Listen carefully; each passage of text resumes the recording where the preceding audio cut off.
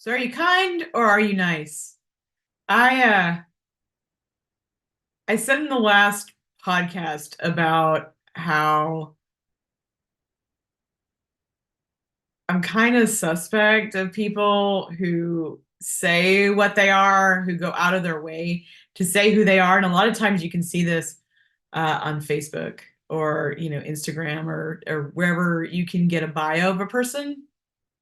And a lot of times they say something like, oh, be kind or kindness is free, sprinkle it everywhere or good vibes only. And I looking back at some of the relationships I've had with people who do that, I realize that not only were they fellow, codependents, but they weren't very kind. One person in particular is was always, oh, be sweet as pie when you would talk to them face to face. And then if they felt threatened in any way, you are thrown under the bus, like immediately thrown under the bus. And I mean, is that very kind? Is that accepting, your own responsibility? Another person I know who's very kind, was actually sleeping with somebody else's husband. Is that kind? Is that kind to the wife? So I think there is a perception that nice and kind are hand in hand, or nobody really understands what that means. Or for those people, it might have been just a front. Because, see, everyone like me, I'm really sweet, I'm really nice. And they don't think about the actions that they are doing from their narcissistic fleas, from the trauma that they've been through. And we talked about narcissistic fleas last time in the sense that if you are next to a dog that has fleas, you're going to get those fleas. If you are next to people who have certain undesirable traits, you are going to start to absorb some of those undesirable traits. So they may be at the core very, nice and kind people. However, from being through said trauma, they have engaged in some undesirable behavior. Um, Codependents struggle with being selfish. We don't want to be looked at as being selfish in any kind of way, but we're very, very nice. And that's what people play. We are going to tell you whatever you want to hear, do whatever you want to hear. And it's transactional because we want people to like us, right? So we're not doing this because we really care about somebody. We're more doing it because we don't want them to hurt us in whatever way we feel like we're going to be hurt. Like, i.e., someone doesn't like you and you get thrown out of the tribe. So, I mean, nice is a self-centered behavior pattern. Honestly, just being nice, very self-centered. And that's funny because we don't want to look like we're selfish. And it's just to be pleasing to get people to like you. So we struggle so much with healing because we all of a sudden realize we're not very nice anymore. So you have to take the nice and become kind. We may also realize that maybe we weren't as kind as we thought we were. I know I struggled a lot with this.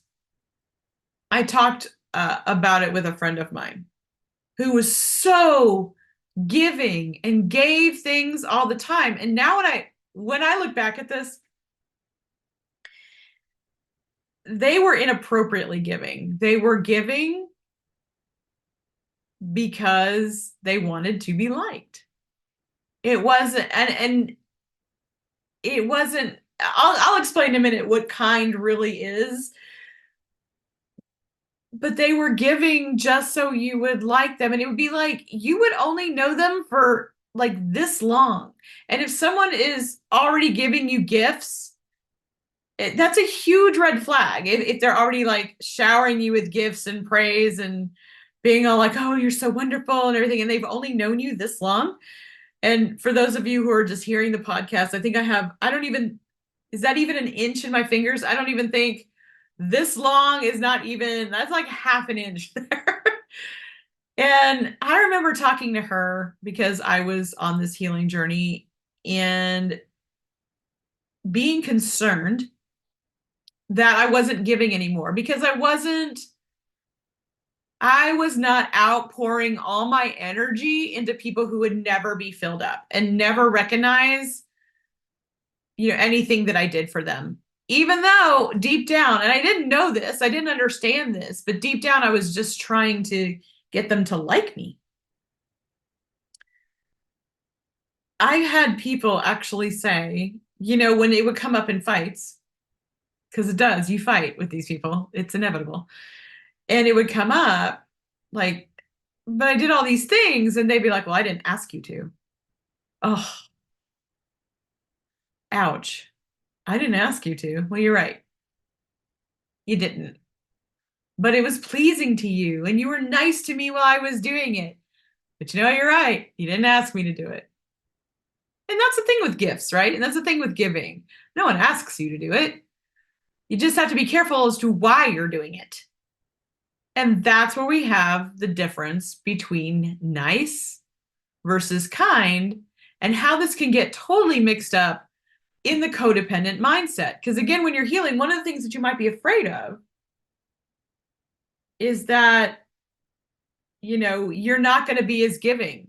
And then why would anybody like you? That's what's in the back of your mind, right? Because while I was sitting there talking about this and going, I'm not as giving, I was also thinking, no one's going to like me as much.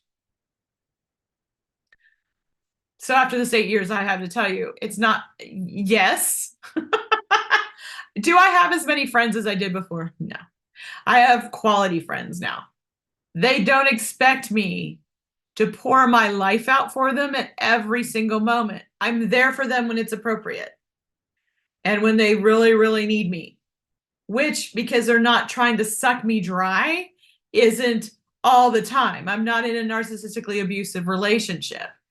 So it's really hard when we're of the codependent nature to think about giving in a very different way. So if I'm talking about being kind and what being kind actually means, it's not self-centered like I explained. Nice is being self-centered. Being kind is being other-centered. So in that respect, you are acting out of empathy, like in somebody's best interests. And like I was just saying, hey, if somebody came to me, one of my good friends now was like, Dana, yeah, I really need to talk about something. Are you free? Yeah, let me drop what I'm doing. And it's not for them to like me. It's because I really care about what's going on with them. If I can't, like if I'm in the middle of something, like I'm working, I'm like, hey, can you talk? Can we talk in a little bit? I'm going to make sure that I make time for them.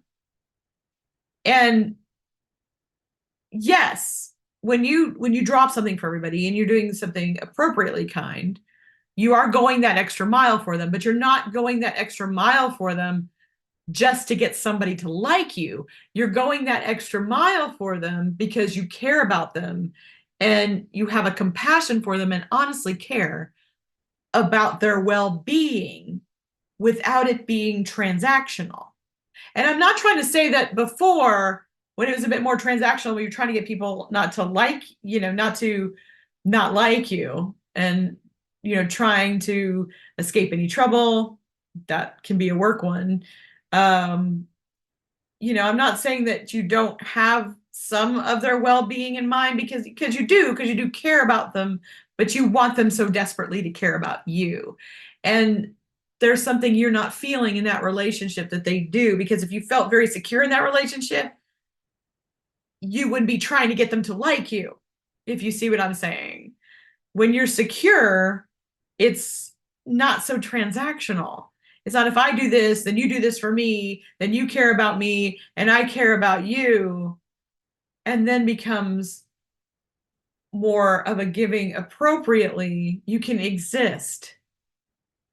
It's not this everyday trying to please someone. So being nice when you're codependent is being polite. And I'm not saying don't be polite. We do need to be polite in certain situations.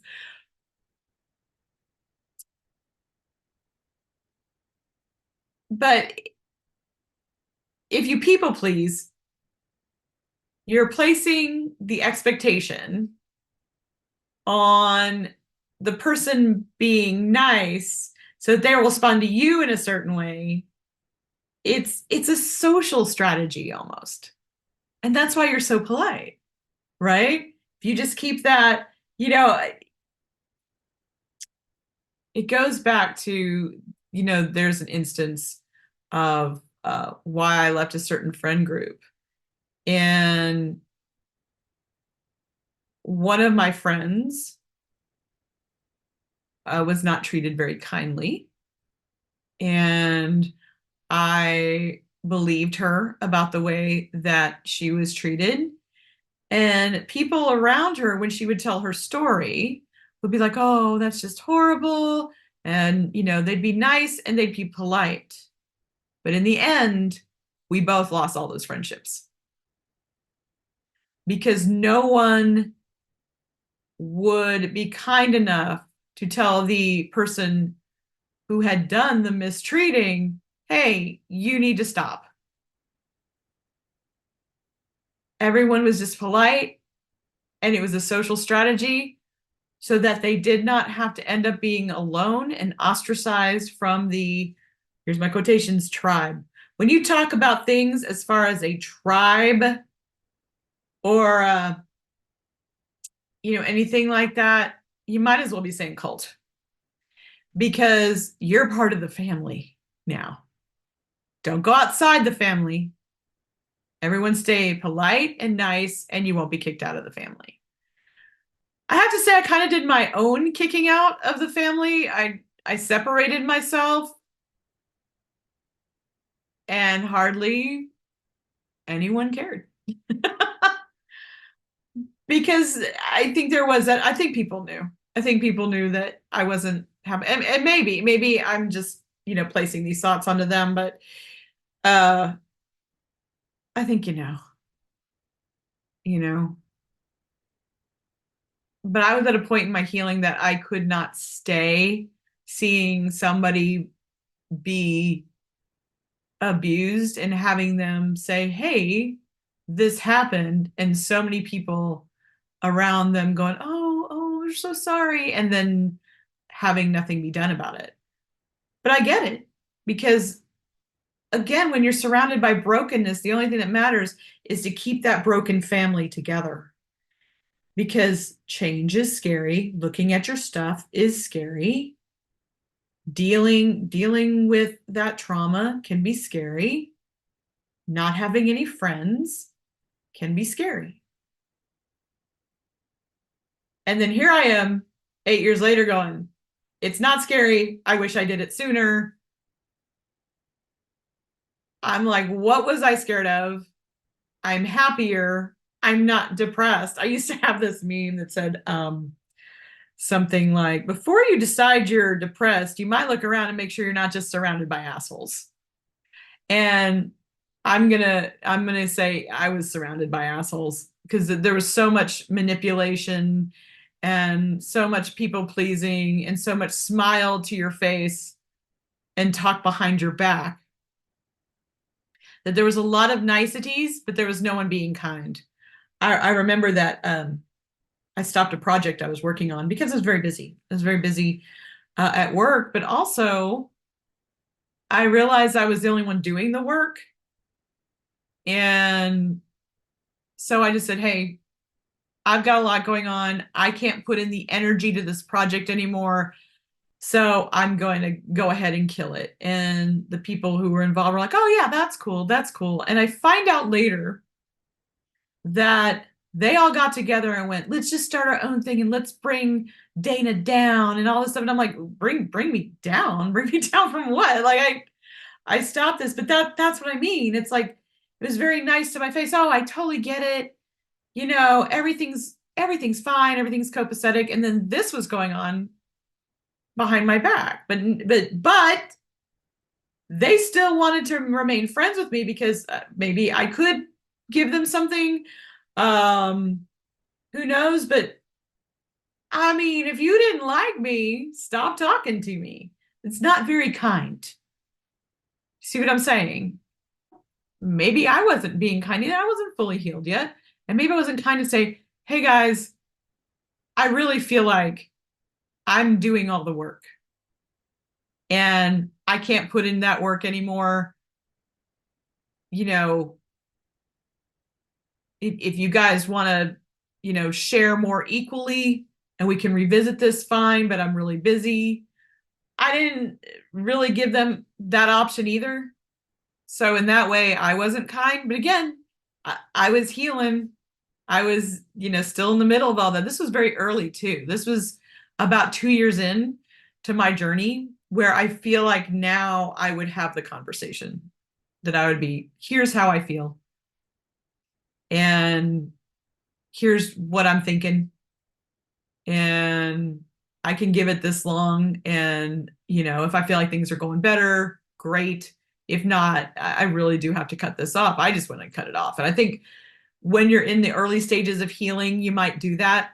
You might sit there and go, I'm going to cut off all this. And I did. I built, I think when you're first building your boundaries and you're seeing the people that are stepping over them, you build that wall really high at first, where now that wall is a little bit, in the middle, where you actually say, hey, here's how I feel about it. Uh, here's my expectation. And if the person is healthy, and if you're having a healthy relationship, they're going to be into that certain, solutions oriented type conversation. Do I feel, if I had that conversation, that things would have been different? I don't think so at that time. I really don't think that they would have been any different. So I'm not too upset with myself for cutting it off as soon as I did. Uh, but I would have felt better about the way I did it. Again, it's like I've said, you do the best with the information that you had at the time. And being new to all that, I just went ahead and here's a hard boundary, bam, And again, I've come farther to where it may not feel the best, but you have the conversation. I think those of us who are recovering from codependency, it still feels kind of gross. It still feels kind of like, oh, you know, you don't want to hurt anybody's feelings. I think, if you are a kind person, you don't really want to hurt anybody's feelings. You do have compassion for them. You do want a well-being for them. So it still can feel kind of, there's a conversation. No one says it's fun, but if you're kind, it has to be done. And you can feel good about yourself knowing that in that respect you did the right thing. So if we're talking in that kind respect, being kind means that you're generous without having any expectations. So I can be generous, in my giving of time or a gift, or even in giving of an explanation without, by the way, a no is a no. You don't need to give explanation, but I'm talking about, if I had that conversation, having a hard conversation instead of just being, oh no, everything's okay, just really busy, that was nice, but it wasn't particularly kind. Um,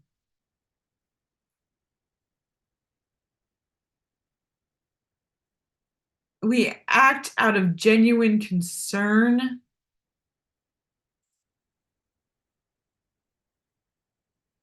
for the person and doing good for them.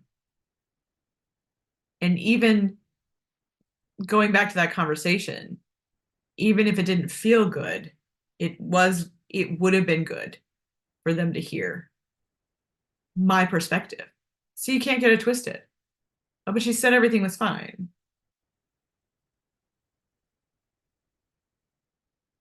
It's really a difference between action and non-action, right?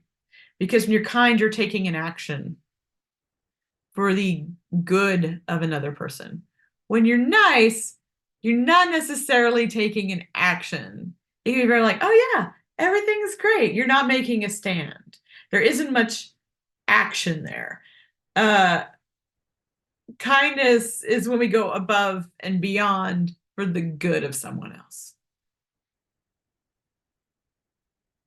And I think that, in a nutshell, explains nice versus kind, and how, as we are recovering from codependency, we can stop being as concerned about not giving until it hurts in a bad way to someone who may or may not appreciate it, but we can start asking ourselves the question, is what I'm doing legitimately kind?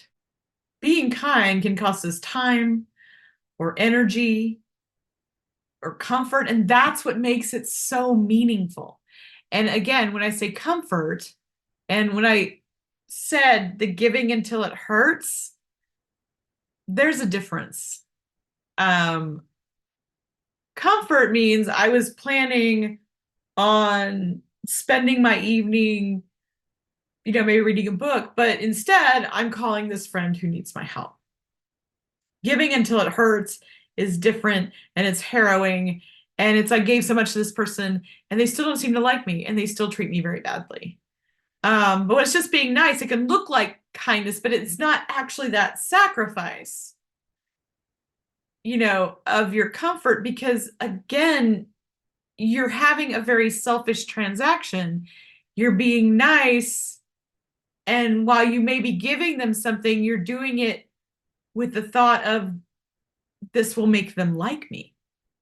The problem is kindness doesn't always look kind, and people who are kind maintain boundaries. They know how to say no. In fact, that could be a key point of kindness, couldn't it? I mean, if you know how to say no, you're not enabling somebody else's addiction or somebody else's destructive behavior, even if that other person doesn't see it that way. So when we're healing and we're learning to say no and we're learning to be boundaried, and we're also learning that our lack of being able to say no and our lack of being able to hold boundaries actually may not have been as kind to the people that we were doing so with, it really changes your perspective. So it's a challenge, right? It's a challenge when you're saying, okay, do I look at my stuff and do I heal? Or am I okay by what the standard has been? Am I okay with how I'm living my life now? Is something to ask yourself, right? Am I nice or am I kind? It's a great question. Give it some thought. And until I see you next time, make your life your mission.